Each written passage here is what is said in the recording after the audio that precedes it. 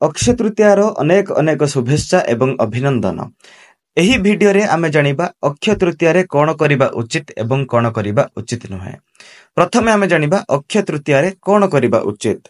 धार्मिक विश्वास अनुसार जदि आपण अक्षय तृतीया रे सुना एवं रूपा किनि पारिबे नाही तेबे माटी पात्र, काउडी शंख, हळदी सरिस, हळदी गुंड, तुला किनिबा सुख एवं समृद्धि पई बहुत शुभ हेबो। एबे प्रश्न उठे जे एसबु काहीकि एही भिन्न भिन्न उपादान गुड़िक ग्रह एवं नक्षत्र सहित मध्य जड़ित। ज्योतिष मानक मतरे सुना बदल रे तंबा एवं सुना किनिबा लाभदायक। सुना सूर्यंकु शक्तिशाली करिथाए एवं एहार शक्ति लोकंक मध्यरे एवं समाज रे प्रतिष्ठा वृद्धि करिथाए। तुला शुक्र ग्रह सहित जड़ित एवं एहा सहित देवी लक्ष्मींकर आशीर्वाद प्राप्त हुए।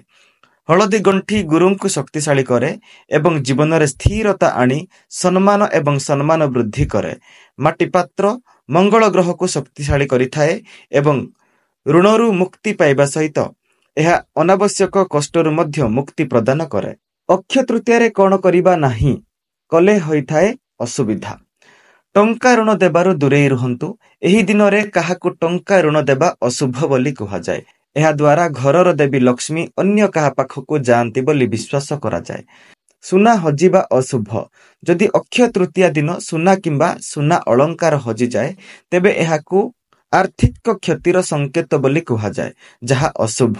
घर एवं पूजा स्थान को सफा रखंतु। एही दिन पूजा स्थान, सिंधुक किंबा टंका रखिबा स्थान को मैला रखंतु नहीं।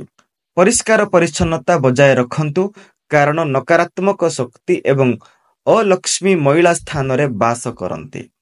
भूल कामरु दूरेई रुहंतु। एही दिन चोरी, मिछ, जुआ इत्यादि पापपूर्ण कामरु विशेष भावरे दूरेई रहिबा उचित, कारण एगुड़िक द्वारा करा जाइथिबा पाप जीवन सारा व्यक्तिर सहित रहिथाए। मांसाहारी खाद्य खांतु नहीं। अक्षय तृतीया दिन मांस, मद्यपान, रसुण प्याज इत्यादि सेवन करंतु नहीं। एही दिन पवित्रता बजाय रखिबा गुरुत्वपूर्ण। तुलसी अर्पण करंतु नहीं।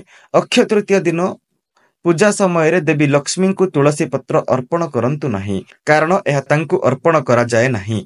एहा करिबा अशुभ होई पारे। एहीपरि भावरे ओडिशा इतिहास एवं ओडिया परंपरा और संस्कृति सहित जड़ित रहबा पई आमर चैनल को सब्सक्राइब करिकि बेल आइकन उपरे क्लिक करंतु एवं वीडियोटी को लाइक करिकि निजर संबंधी मानक सहित शेयर करंतु। धन्यवाद।